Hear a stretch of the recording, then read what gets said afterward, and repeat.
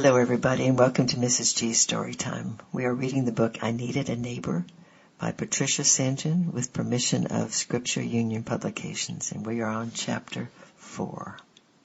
Tisva and Muna sat very close together on the ground. Others sat round them, but nobody spoke because there was nothing to say. It was mid-afternoon and they sat for a long time when the despairing silence was broken by the sound of a helicopter landing on an airstrip nearby. They watched dully, scarcely registering, for they had no thought or interest of anything just then, except for the little homes and families they had left, possibly forever. Armed soldiers with cocked rifles stood at attention as the doors of the helicopters opened and the passengers tumbled out. Then the spectators stared in real interest, shading their eyes from the glare, for surely no helicopter had ever held so many passengers before, and these people were scared and sick. Men supported women and a few children who wept and trembled, and some vomited as they landed.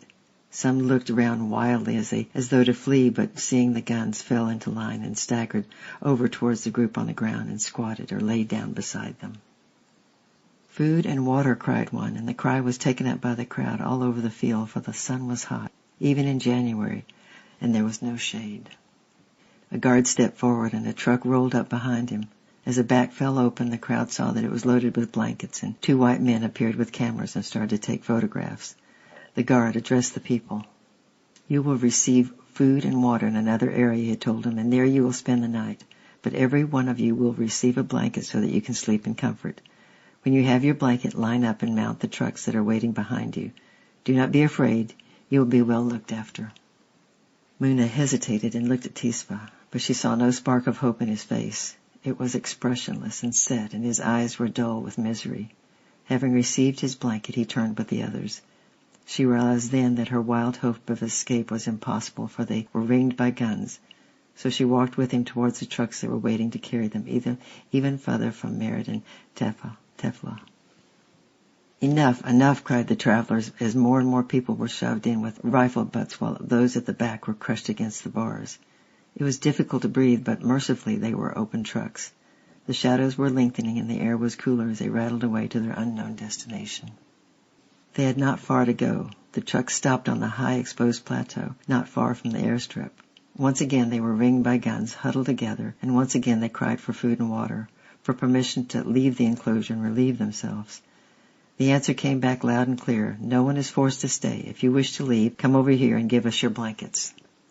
There was a forward surge as people crowded to the spot and flung down their blankets.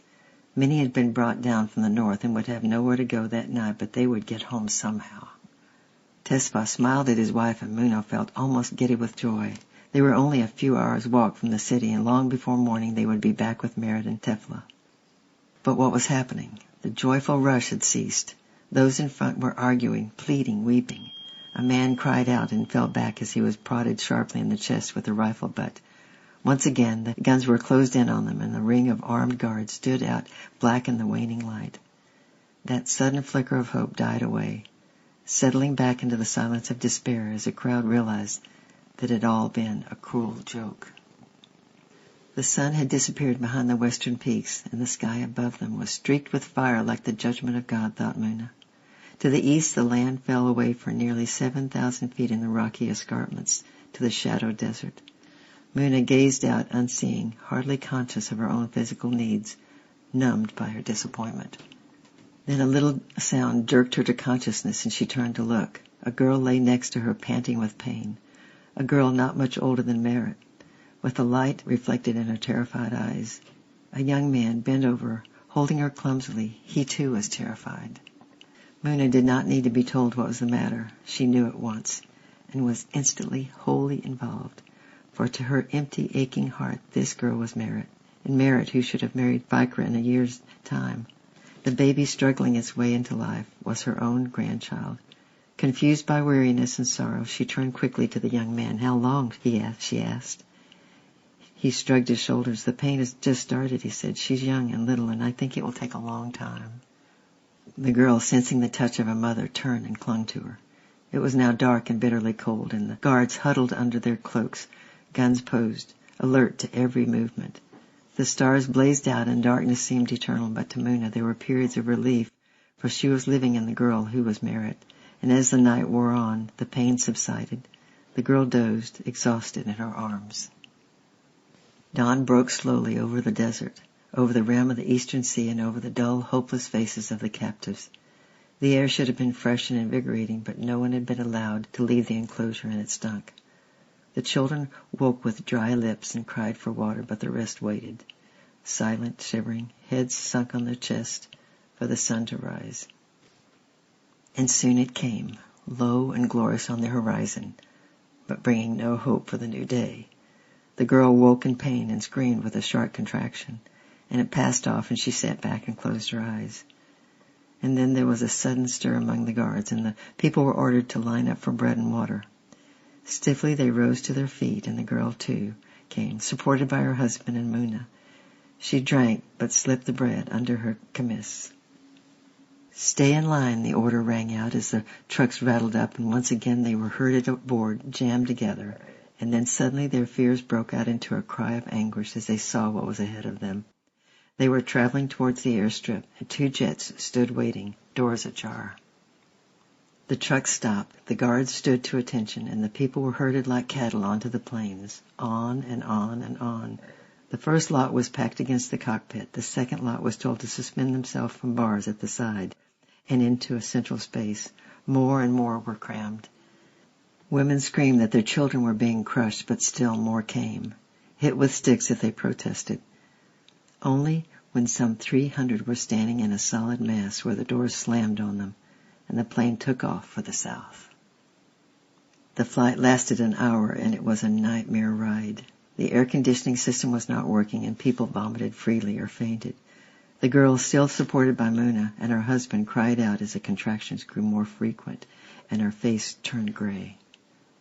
Suddenly she gave a great scream and would have fallen on the floor had there been any room to do so. Muna knew that somewhere under the feet of the crowd the little new life lay. She knew, too, that somehow she must rescue it, for once the doors were opened and the rush started, it would immediately be trampled and crushed. Somehow, lift me up," cried Muna, and her husband did so. She was a small woman, but as others pressed back, it just made enough room. The young husband squatted and lifted the baby, and Muna did what was necessary to detach the baby.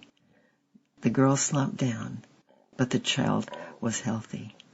It opened its mouth and yelled, and Muna experienced a moment of triumph. It was Merritt's baby, and it must live. The plane landed and the doors were opened. Great draughts of fresh mountain air blew in. The people, dizzy and sick, struggled forward, and Muna held the baby high above her head. But the mother and 1 or 2 others lay still under the feet of the crowd and were carried away on covered stretchers. Outside, the travelers were marched between rows of soldiers to the waiting buses. 74 sank into seats, while another 74 stood. Later they would change places. The young husband clung to Tisva, weeping, and seemed unwilling even to look at the tiny girl in Muna's arms. Muna had tried to wipe it clean and had wrapped it in a piece of material torn from her own skirt. She looked round, fingered the cross that hung around her neck, and prayed to the God who seemed to have deserted her. The bus stopped on its southward journey, leaving the great capital behind them. 2 seats ahead of them sat a young couple. The girl stared straight in front of her with anguished eyes. Muna leaned forward. "Where are you from?" she asked. "I was taken in the marketplace with you," said the girl listlessly. She did not even look at Muna. She just continued to stare in front of her. "You had children?" Muna probed gently. "1 baby. It was with my mother when we were taken." The girl turned away as though she did not wish to talk, and suddenly she broke down and her tears flowed freely. Muna leaned right over and placed the dirty little bundle on her lap. She stopped crying and stared at it as though she thought she was dreaming, and then lifted it to her breast. Tomorrow we'll be reading more of the story in Chapter 5. I love you, I'm praying for you, and we'll see you next time. Bye-bye.